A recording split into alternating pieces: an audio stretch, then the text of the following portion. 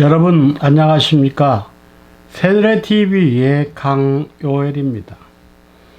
이번 시간에는 요한계시록을 통해서 주님의 성호로 나타나고 있는 내용, 알파와 오메가, 처음과 나중, 시작과 끝이 무엇인가에 대해서 살펴보도록 하겠습니다. 요한계시록 22장 12절과 13절 말씀. 보라, 내가 속히 오리니 내가 줄 상이 내게 있어 각 사람에게 그의 일한 대로 갚아주리라. 나는 알파와 오메가요 처음과 나중이요 시작과 끝이라. 이렇게 말씀하고 있습니다. 이 본문은 인류 역사의 최후 심판에 대한 예언의 말씀입니다. 세상 끝에는 의로운 자는 의롭게 행하고 불의한 자는 그대로 불의를 하는 때라고 말씀하시면서 하나님께서는 심판날에 사람의 행위를 따라 갚아주신다고 요한계시록 22장 11절은 말씀하고 있습니다. 주님은 오늘 이 말씀을 하신 후 자신의 이름을 알파와 오메가, 처음과 나중, 시작과 끝이라고 소개하고 있습니다. 이런 말씀이 요한계시록에만 3번 등장합니다. 계시록 1장 8절, 21장 6절, 22장 13절입니다. 같은 내용의 말씀을 3번 반복하신 것은 그만큼 중요한 내용을 담고 있다는 의미입니다. 그렇다면 이러한 표현들은 무슨 의미를 가지고 있는지 살펴보도록 하겠습니다. 본론적으로 이러한 말씀 속에는 예수 그리스도와 그의 은총이 우리 인생들의 생애 전부가 그렇게 되어야 한다는 것을 함축하고 있습니다. 그래서 주님께서는 서머나 교회를 권면하시면서도 나는 처음이요 나중이요 이렇게 당신을 계시록 2장 8절에서 소개하고 있는 것을 볼 수가 있습니다. 그러면 알파부터 시작해서 이제 그 말씀을 하나하나 분해해 드릴 때 잘 기억하시고 믿으심으로 말미암아 아름다운 결과를 가져오기 바랍니다. 사실 이 말씀은 오늘 주님의 성호라고 소개하고 있지만 사실 주님의 성호라는 의미 속에 또 다른 깊은 비밀이 숨겨져 있습니다. 시간이 되면 다음에 그 내용을 발표하도록 하겠습니다. 일대지, 주님을 가리켜 알파와 오메가라 하심은 그분은 창조주인 동시에 심판주가 되신다는 사실을 가르쳐 주시는 말씀입니다. 알파는 창조주를 의미하고 오메가는 심판주를 뜻합니다. 창세기 1장 1절 태초에 하나님이 천지를 창조하시니라. 요한복음 1장 3절 만물이 그로 말미암아 지은 바 되었다고 했습니다. 이 말씀은 기독교 신앙의 기초인 동시에 하나님께서 천지 만물의 창조주가 되신다는 것을 선언하시는 말씀입니다. 히브리 3장 4절 보면 집마다 지은 이가 있으니 만물을 지으신 이는 하나님이시니라 그랬습니다. 이 말씀 또한 우주 생성의 근원을 설명하는 가장 강렬한 기록으로 바로 만물을 지으신 분이 하나님이라 그랬습니다. 이것을 요한계시록 오늘 본문에서는 알파라는 단어로 축약한 것입니다. 우리 인생은 만물을 보면서 창조주를 생각하는 신앙을 가져야 합니다. 사물을 보고 인류 역사를 생각하며 심판주를 바라보는 신앙 또한 있어야 합니다. 바로 이것이 건전한 신앙을 가진 기독교인들의 올바른 인생관입니다. 우주의 근원이 주님께 있고 역사의 흐름이 그의 손에 있음을 믿고 사는 생활은 우리의 자세를 경건하고 거룩하게 만들어 줍니다.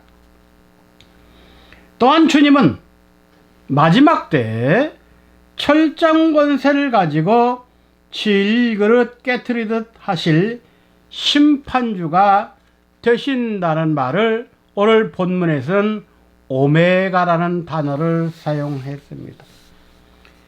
요한계시록 19장 15절 말씀 보면 그 입에서 이한검이 나오고 그것으로 만국을 치겠고 친히 저희를 철장으로 다스리시며 그랬습니다. 시편 2편 9절에서는 네가 철장으로 저희를 깨트리며 질그릇같이 부수리라 그랬습니다. 여기서 질그릇은 흙으로 지은 인간의 육체를 말합니다. 이렇게 만국을 심판하실 그리스도 앞에 우리가 서기 위해서는 주님의 생활이 우리의 평생을 이어가야 한다는 말입니다. 두 번째 대지입니다. 주님은 당신의 성호를 처음과 나중이라고 했습니다. 이 말씀의 뜻은 하나님의 완전하심을 의미하는 표현입니다. 하나님 아버지 안에서의 생활은 완전한 것입니다. 그래서 골로새 1장 19절 말씀에 보면 아버지께서는 모든 충만으로 예수 안에 거하게 하시고 그랬습니다. 여기서 충만이라는 단어는 헬라어로 완전이라는 뜻을 지니고 있습니다. 처음과 나중이 하나님의 완전하심이라는 의미를 가졌다고 했습니다. 이것을 우리는 유대인과 헬라인 그들의 신앙생활을 통해서 살펴볼 수 있고 또한 그들의 문화와 종교를 통해서도 알 수 있습니다. 유대 랍비들이 사용하던 격언 중에는 이런 말이 있습니다. 아담은 히브리어 첫 번째 알파벳 알렙을 범했으나 아브람은 히브리어 22번째 마지막 알파벳 타우까지도 지켰다. 아담은 창조 시부터 하나님의 법을 어겼으나 아브라함은 끝까지 잘 지켰다고 했습니다. 헬라인들은 그들이 섬기던 신을 가리켜 처음, 시간, 끝이라고 표현합니다. 이 말은 그리스 신화에 나오는 제우스가 최초의 신이요 왕이라는 말입니다. 이스라엘 민족의 랍비들은 이렇게 말했습니다. 하나님은 처음이시니 아무에게도 권세를 부여받은 일이 없고, 하나님은 중간이시니 아무에게도 그 권세를 나누어 주지 아니하시며, 하나님은 마침이시니 그 누구에게도 그 권세를 넘기지 않으신다고 했습니다. 이처럼 유대인이나 헬라인들 같이 완전을 나타내는 데 있어서 그들이 사용했던 자기들의 이름에서도 알파벳의 첫 글자와 마지막 글자로 표시하던 습관에서 공통점을 찾을 수 있었던 것입니다. 하나님의 완전성을 나타내는 데 있어서 유대인들은 히브리어 알파벳 첫 글자와 마지막 글자인 알렙과 타우를 사용했고, 헬라인들은 헬라어 알파벳 첫 글자와 마지막 글자인 알파와 오메가로 저들의 신이 완전하다고 주장했던 것입니다. 창세기 17장 1절 말씀 보면 아브라함이 99세 때 여호와께서 아브라함에게 나타나서 그에게 이르시되 나는 전능한 하나님이라 너는 내 앞에서 행하여 완전하라고 했습니다. 99세 된 아브라함에게 나타난 전능한 하나님은 아브라함이 아직 부족하니까 제발 좀 완전해라 그렇게 요구하고 있습니다. 그러면서 완전을 요구하는 하나님의 성호를 전능하신 하나님 엘샤다이 여호와라고 성경은 말씀하고 있습니다. 부족한 아브라함에게 나타난 하나님은 아브라함에게 완전을 요구하셨습니다.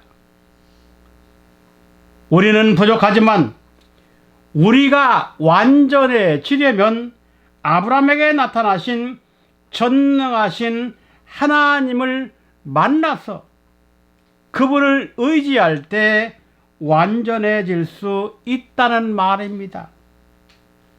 그래서 완전을 아브라함에게 요구할 때 하나님의 성호를 완전하신 하나님, 그분을 전능하신 하나님이라고 표현했던 거예요.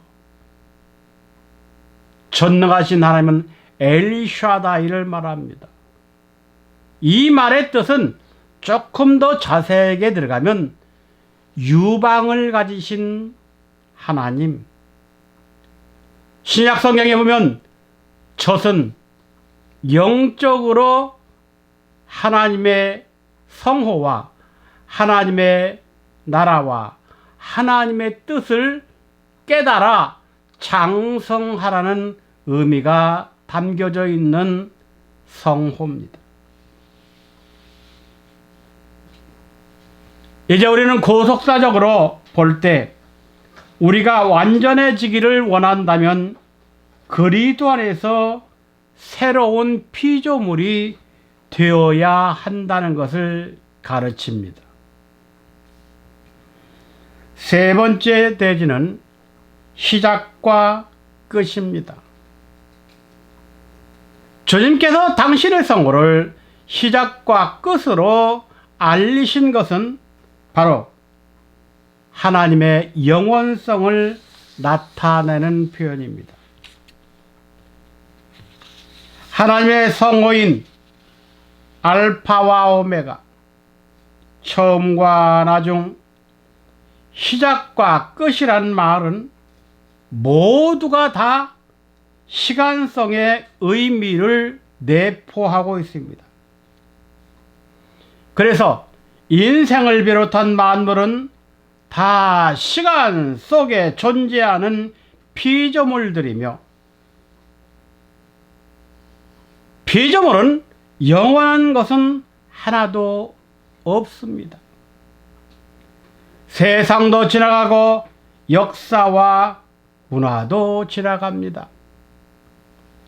모든 육체는 풀 같고 그 영광이 풀의 꽃과 같으나 풀은 마르고 꽃은 떨어지지만 딱 한 가지 영원한 것이 있는데 그것은 바로 알파와 오메가요, 처음과 나중이요, 시작과 끝이 되시는 예수 그리스도만이 영원하고 그의 말씀만이 영원한 것입니다. 이사야 40장 6절에서 8절 말씀 보겠습니다. 말하는 자의 소리여 가로되 외치라. 대답하되 내가 무엇이라 외치리까? 가로되 모든 육체는 풀이요 그 모든 아름다움은 들의 꽃 같으니 풀은 마르고 꽃은 시듬은 여호와의 기운이 그 위에 불미라. 이 백성은 실로 풀이로다. 풀은 마르고 꽃은 시드나 우리 하나님의 말씀은 영영이 서리라 하라. 이렇게 외치라겠습니다. 피조물은 한계가 있고 유한성입니다. 그러나 하나님의 말씀은 영원부터 영원까지니 우리가 영원히 살기를 원한다면 하나님의 말씀을 붙잡으라는 말입니다. 은하계에서 하루는 지구의 12만 9천 년입니다. 이 지구가 12만 9천 년을 지났을 때 은하계에서는 하루 지난 겁니다. 우리는 빨리 이 지구를 떠나 은하계 위에 있는 하나님의 나라로 빨리 입성해야 합니다. 인생은 짧고 저녁 노을의 연기와 같고 잠깐 보이다가 사라지는 안개와 같다고 말한 것은 하나님의 형상대로 지음을 받은 본래의 모습이 아니기 때문입니다. 영혼을 사모하는 것이 인생 본래의 모습이라고 전도서 3장 11절은 말씀했고, 인생이 영원부터 영원까지 하나님만을 의지할 때는 영원한 삶이 주어진다고 시편 90편 1절과 2절에선 말씀하고 있습니다. 주여, 주는 대대에 우리의 거처가 되셨나이다. 산이 생기기 전, 땅과 세계도 주께서 조성하시기 전, 곧 영원부터 영원까지 주는 하나님이시나이다. 영원을 사모하고 그 영원한 것을 추구하는 것이 우리 인생이라면 그런 수많은 억조 찬생, 억조 창생들 가운데서 영혼을 사모하고 영혼을 추구하는 자가 누구냐? 바로 예수 그를 믿는 성도일 것입니다.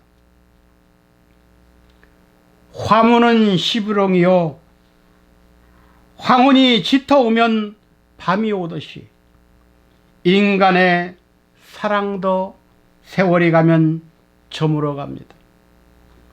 그래서 짧은 인생들에게 하나님은 영혼을 사모하는 마음을 주셨다고 전도서 3장 11절은 말합니다. 말씀을 마치겠습니다. 알파와 오메가, 처음과 나중, 시작과 끝이라는 의미는 주님은 창조주시며 심판주가 되신다는 말입니다.